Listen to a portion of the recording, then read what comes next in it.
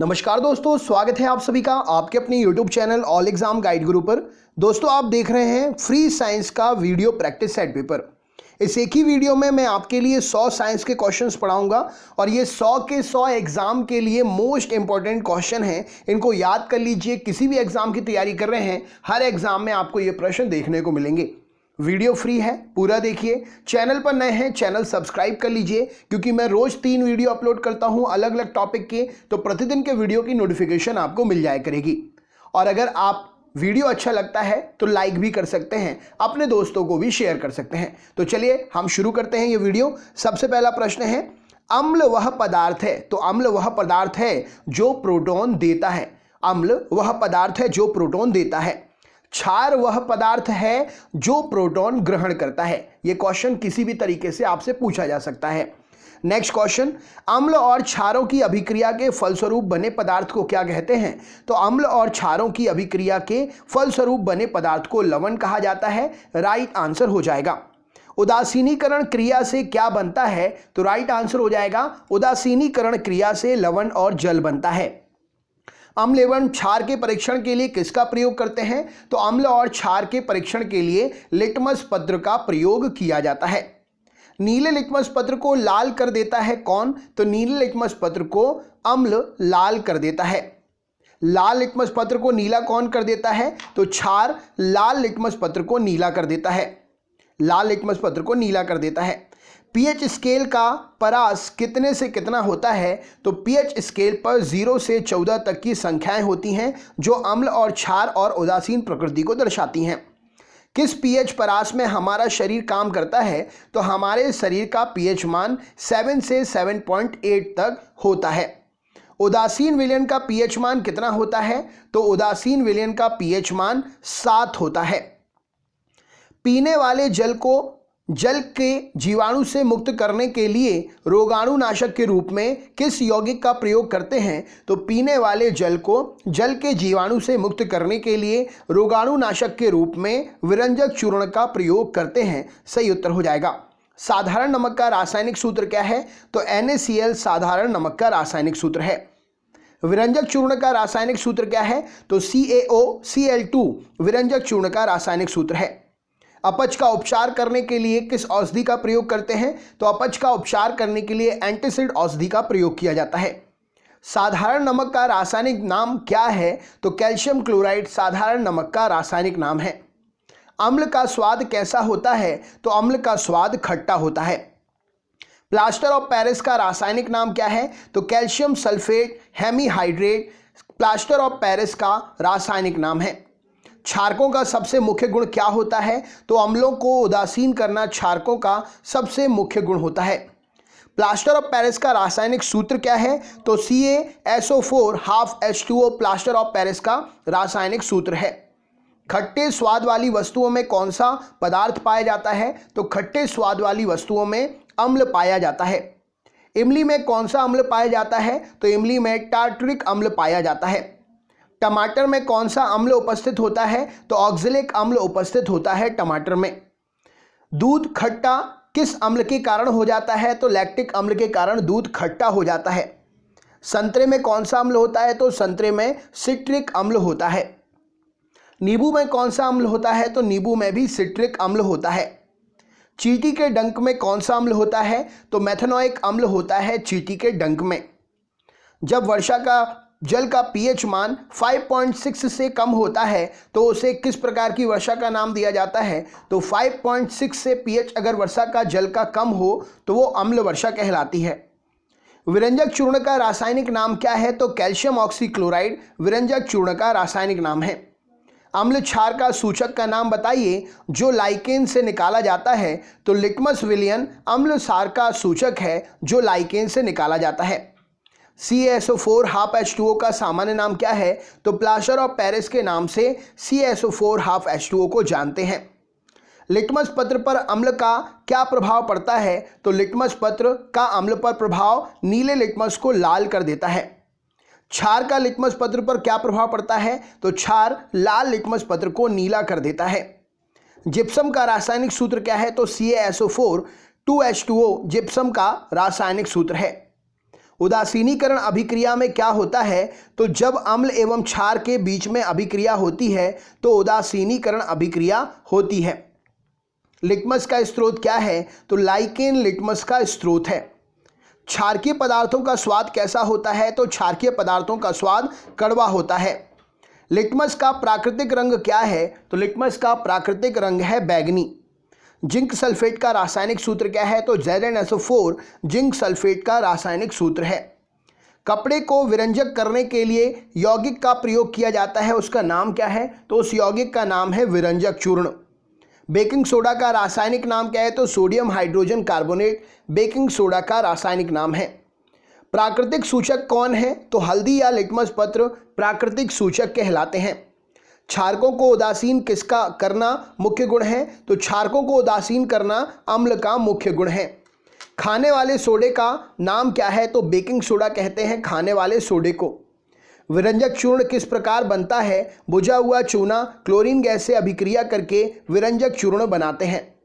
किस प्रकार के आयन बनते हैं जब क्षार को जल में विलय किया जाता है, तो OH- आयन बनते हैं जब क्षार को जल में विलय किया जाता है। बेकिंग सोडा का रासायनिक सूत्र क्या है, तो NaHCO3 बेकिंग सोडा का रासायनिक सूत्र है।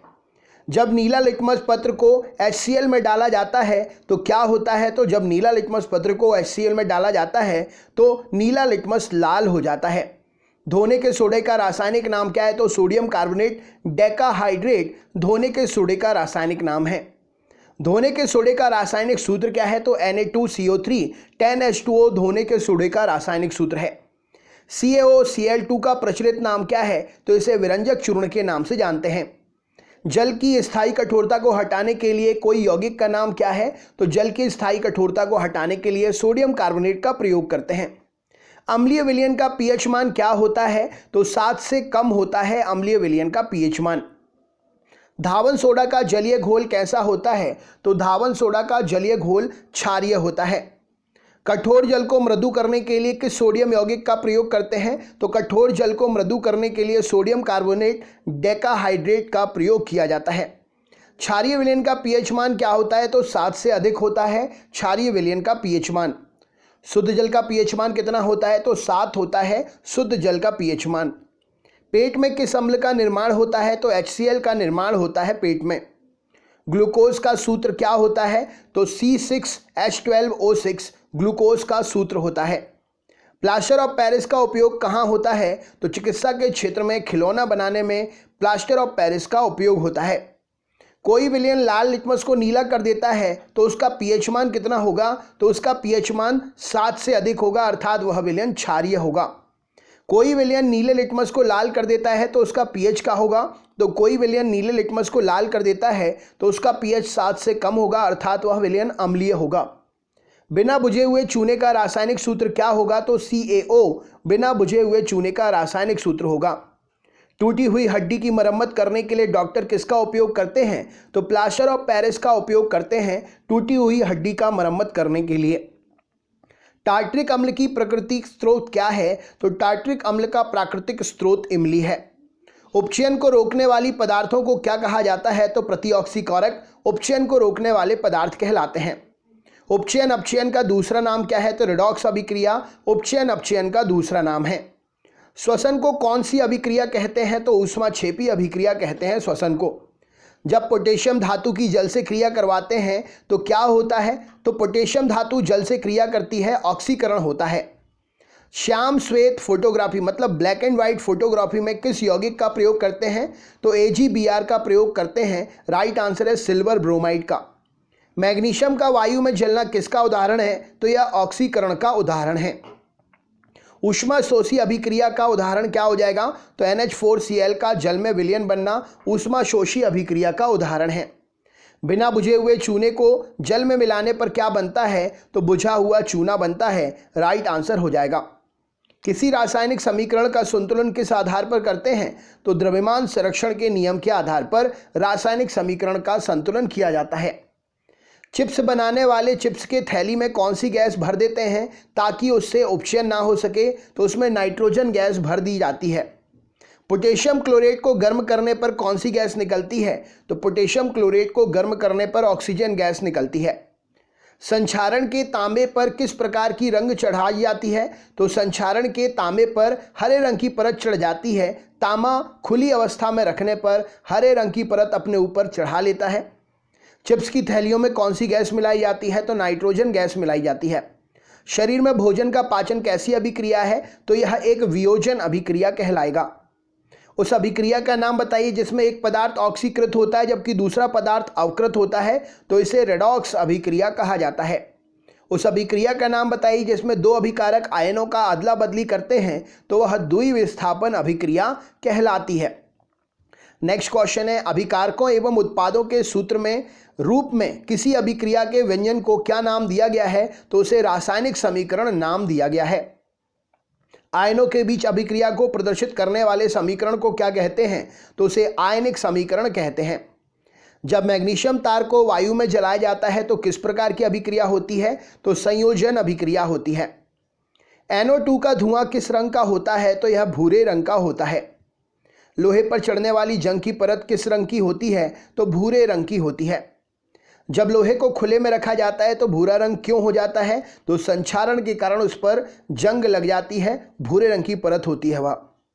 संक्षारण के कारण चांदी पर किस रंग की परत बन जाती है? तो काले रंग की परत बन जाती है। लोहे में जंग लगना किस प्रकार का उदाहरण है? तो यह संक्षारण का उदाहरण है। उस अभिक्रिया का नाम बताइए जिसमें किसी पदार्थ में ऑक्सीजन जुड़ती है, तो वह ऑक्सीकरण अभिक्रिया है। उस अभिक्रिया को क्या कहते हैं जिसमें एक तत्व दूसरे तत्व द्वारा विस्थापित होता है? तो वह विस्थापन अभिक्रिया कहलाती है। पीतल एक मिश्र धातु है किसकी? तो तांबा और टिन की मिश्र धातु है पीतल। सल्फाइड अयस्क का सांद्रण किया जाता है किसके द्वारा? तो झाग प्लवन विधि के द्वारा सल्फाइड अयस्क का सांद्रण किया जाता है। अधातु जो कमरे के ताप पर द्रव अवस्था में होती है उसका नाम क्या है? तो वह ब्रोमीन है। राइट आंसर हो जाएगा। वह अधातु जो चमकीली होती है तो उस अधातु का नाम है आयोडीन। विद्युत का सुचालक अधातु निम्न में से कौन सी है? तो ग्रेफाइट कार्बन का अपरूप है, यह विद्युत का सुचालक है अधातु होते हुए भी। आयनिक यौगिक निम्न में से किसमें घुलनशील होते हैं? तो आयनिक यौगिक जल में घुलनशील होते हैं। विद्युत तारों की वेल्डिंग के लिए प्रयुक्त मिश्र धातु कौन सी है? तो विद्युत तारों की वेल्डिंग के लिए सोल्डर का प्रयोग करते हैं। चाकू से काटी जा सकने वाली धातु कौन सी है? तो सोडियम चाकू से काटी जा सकने वाली धातु है।